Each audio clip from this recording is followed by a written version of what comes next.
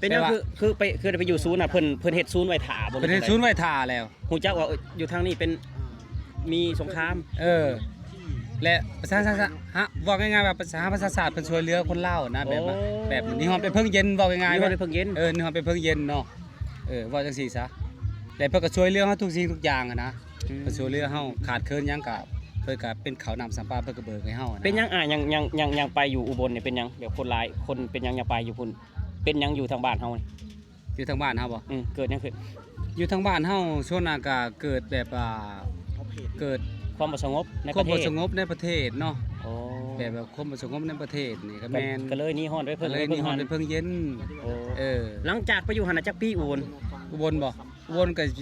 ประมาณ 4-5 ปีมานั่งอยู่กับพี่เขาสวัสดีครับผมสวัสดีสบายดีสบายดีคือพี่เขาเคยไปอยู่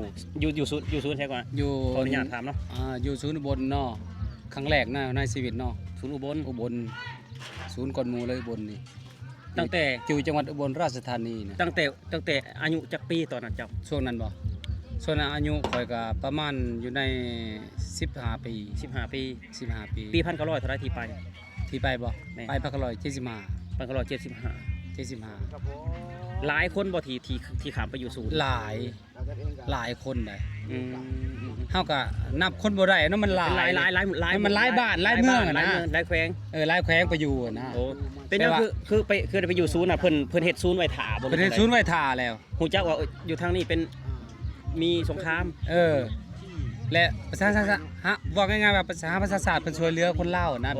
แบบนี่ฮอดไปเพิ่งเย็นว่าง่ายๆนี่ฮอดไปเพิ่งเย็นนี่ฮอดไปเพิ่งเย็นเนาะว่าจังซี่ซะแล้วเพิ่นก็ช่วยเหลือเฮาทุกสิ่งทุกอย่างอะนะเพิ่นช่วยเหลือเฮาขาดเคินหยังก็เพิ่นก็เป็นข้าวน้ำสัมปาเพิ่นก็เบิกให้เฮานะเป็นยังยังไปอยู่อุบลเนี่ยเป็นยังเดี๋ยวคนหลายคนเป็นยังไปอยู่พุ่นเป็นยังอยู่ทางบ้านเฮานี่อยู่ทางบ้านเฮาบ่เกิดยังขึ้นอยู่ทางบ้านเฮาช่วงนั้นก็เกิดแบบเกิดความบ่สงบในประเทศความบ่สงบในประเทศเนาะแบบความบ่สงบในประเทศนี่ก็แม่นก็เลยนี่ฮ้อนไปเพิ่งเย็นหลังจากไปอยู่หั่นน่ะจักปีอุบลบ่อุบลก็ประมาณ 4-5 ปีนี่แหละหลังจากอยู่อุบลแล้วไปไสบัดไปนครพนมอีกได้บัดมาศูนย์นครพนมอีกศูนย์นครพนมอีกเทื่อนึงสำหรับคนที่อยู่ศูนย์อุบลแล้วบ่มานครพนมเขาสิไปไสต่อก็อิงตามผู้อยากไปนะพวกไปจีนก็มีไปจีนก็มีไปประเทศจีนก็มีนะและไปประเทศเกาหลีก็มีและตอนนั้นเขาสัมภาษณ์แบบว่าเขาอยากได้คนลาวนี่ไปแต่ละประเทศนี่ไผต้องการไปประเทศใดนะไปสินะและอ้ายเป็นยังคือบ่ไปเฮานั่นสัมภาษณ์ตกเฮานะเฮาก็อยากไปอยู่เฮานะสัมภาษณ์ตกเพราะว่าเพิ่นนั่นแบบว่าเพิ่นต้องการแบบคนมีความรู้นะบอกง่ายๆซะแบบว่าเฮาเป็นคนชาวนาเนาะเฮาก็มีความรู้เนาะเฮาก็มีความรู้เด้เพิ่นต้องการแบบมีความรู้เด้มีความรู้แน่เขาเรียนแน่ความรู้แน่เขาเรียนแน่นะแบบคนเขาราชการไปสินะเพิ่นก็เอาสิย้อนมาอยู่ศูนย์อีกอยู่ศูนย์นี่เจ้าหน้าที่ที่ดูแลอยู่ในศูนย์น่ะเป็นคนไทยหรือคนต่างประเทศเป็นคนไทยเด้คนไทยบ่คนไทยเลยค่ารักษาพยาบาลเพิ่นก็ซอยเหลือบ่เวลาเฮาเจ็บเฮาไข้เพิ่นช่วยเหลือเฮาหมดข้าวน้ำได้เพิ่นให้กินบ่ข้าวน้ำเพิ่นให้กินเบิกทุกสิ่งทุกอย่างหมดเฮาบ่ได้เสียอย่างถนัดเด้มีเท่าไรคนกับเพิ่นมอบให้หมดประชาชาติไทยเพิ่นซอยเหลือเพิ่นคือประเทศไทยเพิ่นเข้าสาธารณสุขอยู่แล้วเนาะเพิ่นช่วยเหลือเฮาหมดนะแบบว่าค่ารักษาพยาบาลหรือว่าข้าวน้ำการเจ็บป่วยเป็นหยังเพิ่นก็ดูแลการเจ็บป่วยเพิ่นดูแลหมดเป็นห้องหมอหาเขาฟรีเลยเฮาบ่ได้เสียเงินเด้ตัวนี้เพิ่นได้สอนวิชาชีพบ่อยู่หั่นได้สอนวิชาชีพมีความรู้พร้อมภาษาอังกฤษภาษาไทยภาษาลาวเพิ่นสอนให้เฮาหมดแบบพวกงานงานสร้างงานหยังนี่เด้เพิ่นก็มีคือกันงานซ่อมรถซ่อมหยังนี่ก็มีคือกันแปลงรถแปลงหยังนี่ที่ตามผู้อยากสมัครนะคือคนอยู่ในศูนย์หลายคนเนาะหลายแต่ไปต่างประเทศกับลาวในตัวใดหลายกว่ากันไปต่างประเทศหลายไปต่างประเทศช่วงปี1900ประมาณปี1985-86นี่แหละช่วง85-86คือเฮาเกิดแล้วเนาะเพื่อนเนาะเฮาเกิดประมาณนี้แหละเฮาเกิดแล้ว85-86เกิดแต่ยังน้อยอยู่85-86นี่แหละช่วงนั้นแหละ85-86มันไปเพิ่นยังรับไปสหรัฐจนฮอดปี1992ผู้ใดแม่นเพราะว่าคนสหรัฐตอนนั้นก็คือมาเอาลูกหลานอยู่ทางลาวนี่ไปคือเดี๋ยวจะถามตอนไปครั้งแรกน่ะมี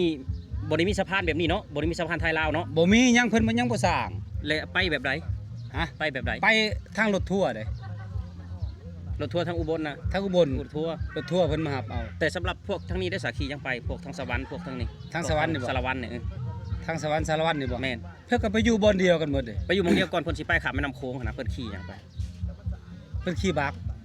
ขี่บัก เออบ างคนก็บอกว่าขี่ไม้ไผ่ลำเดียว บางคนก็ขี่แกลลอนน้ำดื่มแม่นบ่ แม่นๆๆ หนีข้ามแม่น้ำโขงไปตอนนั้น แม่น คือไผแบบว่ากระโดดทันแล้วก็ทันหยังก็ทันอันนั้น ทันยังก็ทันอันนั้นแล้วเทื่อก็พายเรือเทื่อขี่เรือ อืม ช่วงนั้น คือตอนนั้นน่ะย้อนขอยสิย้อนไปอีกว่า ตอนเจ้าอยู่ลาวน่ะเจ้าได้ออกป่าบ่ไปเป็นทหารอยู่ป่าบ่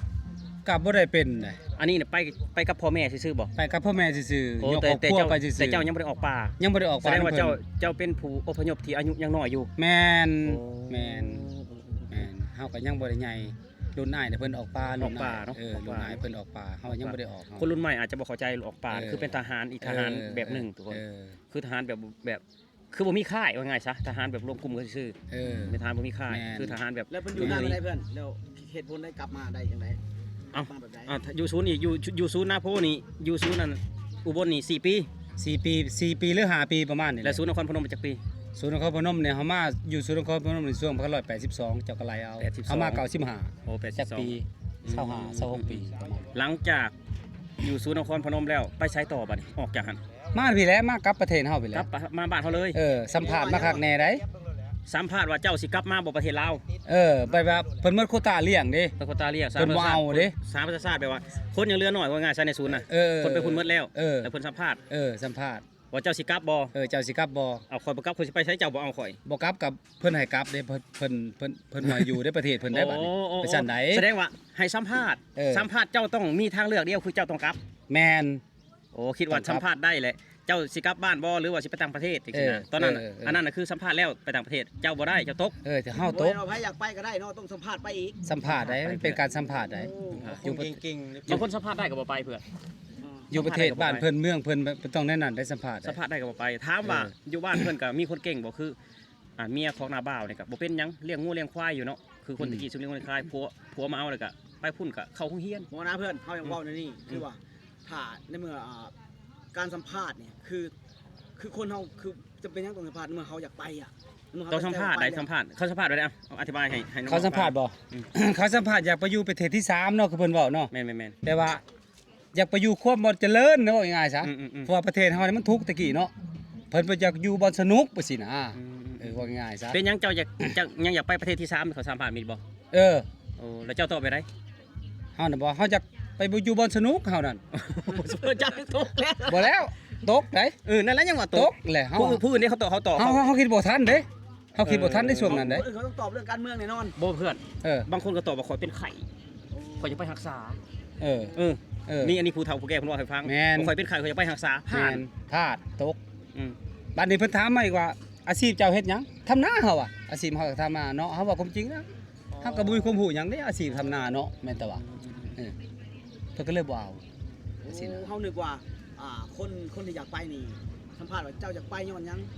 คอยบ่มักระบอบนี่คอยมักนี่อย่างนั้น บอกเขาบ่ได้บังคับจัดบังเว้านะ บ่ได้เว้าแบบนั้น เรียกแต่ว่าเจ้าจะบอลสนุกปุ๊บ มันก็ส่วนร้ายมันก็ส่วนร้าย กั กัน เพื่อน มันก็ส่วนร้ายสิได้แหละเพื่อน ขี้ ส่วน ขา ร้าย ด ก็ ได้เบิ่งคนอยากสนุกเป็นปัจจุ ส่วน บันแล้ว เขาคิดแบบนั้นแหละ คื คือ อ ด้วยคำเว้าแล้วก็ เพราะว่าบ่แม่นคนบ่แม่นขี้คร้านคือจะเว้ากับบ่ถือบ่แม่นขี้คร้านเพราะว่าคนลาวเฮาเนาะออกหนีฮอดไปเพิ่งเย็นเนาะคือเขาเว้าเนาะหนีฮอดไปเพิ่งเย็นไปอยู่ไทยก็ฟ้าหลายปีเนาะบ้านนี้ทั้งสถานทูตสหรัฐอเมริกาเพิ่นก็อยากได้คนลาวไปอยู่เนาะแต่คนลาวไปอยู่แล้วก็คนลาวก็อยากไปเห็นเนาะประเท ส ศ มมุติ เพิ่ ว่าน เนาะ เจ้าสัมภาษณ์ได้ สมมุติเฮาสัมภาษณ์ได้เขาให้เลือกบอกประเทศใด ก็เจ้ามักประเทศใดเจ้าไปประเทศจีน สมมุติว่าเจ้าสมมุติในใจของเจ้าสัมภาษณ์ได้เจ้าสิไปประเทศใด ค่อยไปประเทศสหรัฐค่อย สหรัฐเป็นหยังคืออยากไปสหรัฐแบบในใจแบบว่าหาข้อมูลไว้หรอเป็นหยังต้องไปสหรัฐ อยากไปสหรัฐบ่ แม่น อยากไปสหรัฐเพราะว่าอยากไปนะบ่สหรัฐน่ะเพิ่นมีแบบว่ากันว่าไปเฮ็ดงานเหตุการณ์ก็มันกว่าประเทศอื่นน่ะนะ โอ้มัน กับแก้เฮาได้ เงิน แหละ มันดีกว่าประเทศอื่น สมมติเจ้าไปได้เจ้าคิดว่าสิไปอยู่เลยบ่หรือสิยังอยากกลับมาอยู่แค่นี้ล่ะ กลับแล้วเฮ้ยก็บ่ลืมแล้วประเทศเฮาเนาะก็บ่ลืมก็หลายคนเลยได้มาประเทศ ปรา เฮา รถนาอยากไปหาเงินเลยอยากกลับมาอยู่ ก็อยากกลับ กลับ มาอยู่ มาเยี่ยมลูกเยี่ยมเต้าเนาะ ก็เยี่ยมลูกเยี่ยมเต้า สมมุติ เยี่ยม ว่า ลูกเยี่ยมหลาน มีลูกมีเมียอยู่พุ่นกะ คื คือ อมาเยี่ยมที่ก็คิดฮอดลูกเมียคือเก่าคือตอนนี้แบบเจ้าอยู่ประเทศไทยจักปี25ปีบ่ 25ปีหรือ30ประมาณ เจ้าก็แบบว่าผูกพันบ่กับประเทศไทย ก็มีญาติพี่น้องอยู่ได้แหละ เขียนหนังสือไทยเป็นบ่ ก็เป็น โอ้ ก็พอได้อยู่ คันมี FC ไทยเพิ่นเบิ่งอยู่ตอนนี้แบบเจ้าอยากบอกเพิ่นหยังเพิ่น ฮะ เจ้าอยากบอกหยังเพิ่นFC ไทยเพิ่นเบิ่งอยู่ตอนนี้อยากบอกหยังแบบว่าเพิ่นเจ้าไปอยู่ประเทศไทยอาศัยอยู่ประเทศไทยหั่นนะ อาศัยอยู่บ่ แม่นเจ้าอยากบอกหยังแบบว่าเจ้าซึ่งในหัวใจของเจ้าหั่นนะ เออ แบบว่าประเทศไทยเคยให้บทเรียนเจ้าหยังให้สอนเจ้าหยังหั่นนะ สอนทุกสิ่งทุกอย่างได้ อืม เพิ่นให้ความรู้สอนถึงซื้อพร้อมได้ อืม เพิ่นมีความรู้ให้เฮาเด้ให้เฮาแบบว่าเฮามาประเทศเฮาก็ให้ให้พึ่งพาตัวเองได้ สร้างสาพัฒนานะแบบว่า สังสารพัฒนาประเทศ สร้างสาพัฒนาประเทศนะไปสิได้ มาจับคอหน่อยหนึงตอนว่าหลังจากเฮาสอบตกแล้วเนาะสัมภาษณ์ตกแล้วเฮาบ่ได้ไปเฮากลับเขาลาวนี่เฮาให้คำตอบกับไอ้ทางการลาวไว้ได้ตอนกลับมาหรือว่าเฮามาซื่อๆรถ เฮามาซื่อๆแบบเพิ่นก็เบิกแบบว่าเพิ่นก็เบิกให้แบบว่าอันนั้นเป็นเงินเป็นหยังนะก็ให้ไปสร้างสานะแบบสร้างสาแบบว่าสร้างครอบครัวใหม่ว่าง่า ทาย งพี่ได้เพิ่นบ่ได้เว้าหยังบ่ทางบ้านเฮานี่ ทางบ้านเฮาเพิ่นบ่ได้เว้าหยัง อ๋อก็มาก็คือมา มากก็คือมานะ และอันสหประชาชาติเอาเงินให้เฮามา เอาเงินให้เฮามา ก้อนหนึง เออ ให้ไปเจ้าไปสร้างประชาเด้อ ไปสร้างภาษาว่าสินะเออ ตำบลสหประชาชาติถื เพิ่ อน ว่า ก็ ถือว่า เพิ่นก็ดีได้เพิ่นก็ ส ดี หประชาชาติคือองค์การซอยเรือเนาะต้องดีอยู่แล้ว เพิ่นก็ดีได้ อืม เพิ่นก็ดี คืออันนี้คือคำถามสุดท้ายเนาะแบบว่านิสัยคนไทยกับคนลาวนี่แตกต่างกันบ่ ก็แตกต่างกันน้อยหนึง แตกต่างแบบไหนเอ้า อะ แตกต่างกันแบบไหนนิสัยคนไทยคนลาวนี่ แต่ว่านิสัยคนไทยนี่เนาะนิสัยคนไทยนี่เพิ่นก็แนะนำทางที่ดีเด้ ในทางที่ดี แนะนำทางที่ดีข้าเจ้ากลับประเทศเจ้าแหละพยายามเฮ็ดอันเพิ่นเฮ็ดซ่านเด้อว่าซั่นเออ คือคนเพิ่นแนะนำเฮา เพิ่นแนะนำ เป็น เฮา ห่วง ได้ เป็นใยเฮา เป็นหัวเป็นใยเฮา โอ้ เพิ่นเบิกทุกสิ่งทุกอย่างให้เฮา อืม เป็นผ้าห่มเป็นเสื้อผ้าหน้าแพร่นี่เพิ่นเบิกให้เฮาหมดทุกสิ่งทุกอย่าง คือข่อยมีน้องแม่ข่อยเนาะน้องแม่ข่อยก็อพยพไปตั้งแต่ปี1975 เออ ข่อยกำลังเห็นเพิ่นวาง3ปีที่แล้ว เออ 43 ปีอยู่ประเทศไทย เออ บ่เคยติดต่อทางบ้าน เออ แม่ข่อยเกิดมาแม่ข่อยเว้าให้ฟังว่าน้องแม่น่ะไปออกป่าน่ะ2 คน เออ แต่ผู้หนึงอยู่สหรัฐอเมริกา เออ แต่ผู้หนึงเขาบอกว่าอยู่แถวนครพนมอะก็ เออ ก็ตามหาจนฮอด43 ปีบ่เห็นแจกเขาว2เทื่อ ว่าก็ยังมีชีวิตอยู่บ่ สุ ต ด อน ท้ายแล้วติดต่อไปเพจของบ่าวพรสตูดิโอ เออ แล้วก็ร้านไปหับเอาอยู่กำแพงเพชร เออ แล้วก็ลงมากรุงเทพอีกวังหนึงข่อยก็ไปส่งอีกวังหนึงนี่เมื่ออยู่บ้านตอนนี้ เออ เราหาอยู่60กว่าแล้ว เออ ไปตั้งแต่พุ่นแหละแต่ว่าอ้ายน่ะสัมภาษณ์ทานน้องน่ะคือยังบ่ได้สัมภาษณ์ซ้ำแล่นเข้ากรุงเทพก่อน เออ ไปนำกัน2คนคือน้องก็เป็นหนังสือ เออ แต่น้องก็บ่ฟังความไผเว้ย เออ แล่นเข้ากรุงเทพก่อนเฮ็ดงานกรุงเทพตั้งแต่เพจงานวันละ15 บาท ตัดอ้อยวันละ15 บาท เออ แต่พุ่นเลยก็ต้องเห็นเพิ่นก็ได้ แม่นแหละครับ นี่ก็คือทุกคนเนาะ เนาะ ก็ขอมาขอบใจอ้ายเพิ่นหลายๆแบบว่าประสบการณ์เพิ่นที่อยู่ในศูนย์นาโพ อุบล แล้วก็ศูนย์อุบล เนาะ เนาะ เฮาไปเรียนรู้อยู่หั่นนี่ เรียนฮู้อยู่หั่นเพิ่น แม่น อยากขอบคุณประเทศไทยสอนให้เพิ่นได้หลายอย่าง อืม สอนให้พัฒนาตัวเองเนาะ แม่น สอนพัฒนาตัวเองเพิ่นบอกเพิ่นสอนทุกคน สอน คือประเทศไทยแบบว่าเพิ่นบ่ได้ย่านแบบว่า เออ เฮาแบบรวยลื่นเนาะเพิ่นย่าน เออ คนแบบอยากให้คนมีวีซ่า เออมีวีซ่า คือเฒ่าแก่ไทยทุกคนนี่แหละทุกคนเฒ่าแก่ไทยทุกมื้อนี่แหละ อืม เฒ่าแก่ไทยเนี่ยมักลูกน้องแบบใดมักลูกน้องประหยัดขยันอดทน เออ ถ้าลูกน้องกินฟุ่มเฟือยขี้ข้านแหงงานเฒ่าแก่ไทยบ่มักอันนี้คือความจริงทุกคน อันนี้ โอเคครับผมสวัสดีครับ สวัสดีครับ